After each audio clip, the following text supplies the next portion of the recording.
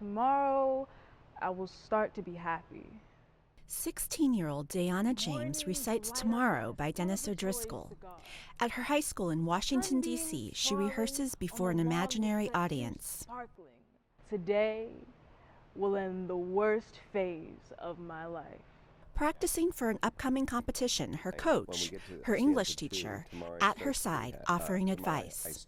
I want to see that to be your declaration of me. It's my time.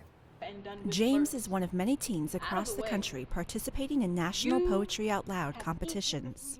Organized by the National Endowment for the Arts and the Poetry Foundation, teens compete by memorizing and reciting poems. It's a very human connection that you get reciting poetry. I don't even know how to describe it. It's just a very intense feeling of yes. Sunbeams sprawling. Through the voice of James and other teens across the country, the art of spoken word is having its own renaissance.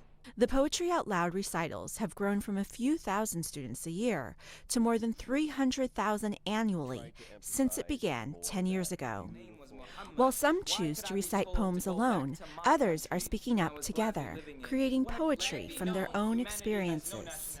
Justice has no borders. Peace has no boundaries. Generations, stand up, start speaking.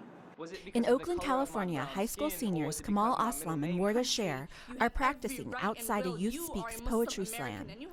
Inside, they'll face tough competition with groups from several Bay Area schools. You can't underestimate what it is to tell a young person that what they're saying is important.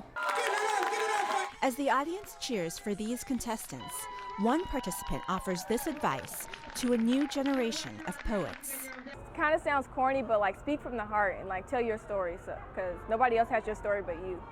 And that's what she and her teammates did, going on to win this poetry slam.